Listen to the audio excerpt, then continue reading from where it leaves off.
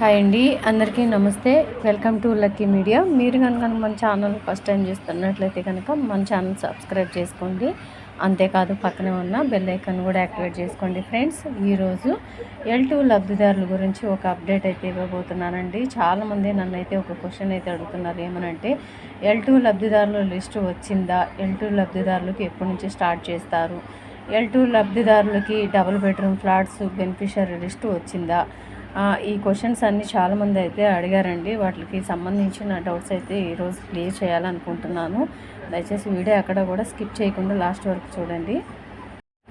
L2 లబ్ధిదారుల list అయితే ఇంకా ఎక్కడ కూడా రిలీజ్ చేయలేదండి. ఇంకా L1, L2 అంటే L1 వాళ్ళకి పేజ్ 1, పేజ్ 2 ఈ కేటగిరీల్లో రిలీజ్ చేస్తున్నారు. అంతేకాని L2 వారికి ఇంకా ఎక్కడ కూడా రిలీజ్ చేయలేదండి. బెనిఫిషియరీ లిస్ట్ అనేది ఇంకా ఎక్కడ కూడా రిలీజ్ చేయలేదు అఫీషియల్గా. ఇప్పుడు ప్రస్తుతానికి రిలీజ్ అయ్యింది L1 వాళ్ళలోనే పేజ్ 1, పేజ్ 2 వాళ్ళవి రిలీజ్ అయినాయండి. అంతేగాని L2 వాళ్ళ లిస్ట్ అయితే ఇంకా రిలీజ్ చేయలేదు. వాళ్ళకి మళ్ళీ రీవెరిఫికేషన్ కూడా స్టార్ట్ చేస్తారంట. ఇది రీసెంట్గా మనకు ఒక అప్డేట్ అయితే తెలిసిందండి.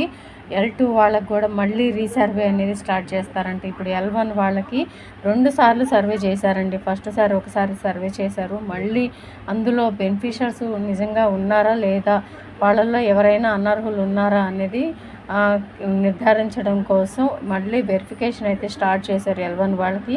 అలాగే సేమ్ L2 వాళ్ళకి కూడా మళ్ళీ సర్వే కూడా స్టార్ట్ చేస్తారంట L2 లబ్ధిదారులకైతే. ఇప్పుడు ప్రస్తుతానికి L1 వాళ్ళకి 2 సార్లు సర్వే చేశారండి. అంటే ఫస్ట్ సర్వే అయిపోయినా కానీ మళ్ళీ రెండోసారి వీళ్ళు నిజంగానే అర్హులా కాదా అన్న విషయంపై మళ్ళీ సర్వే అయితే చేశారు. రీవెరిఫికేషన్ అయితే చేస్తున్నారు ఇప్పుడు ప్రస్తుతానికి.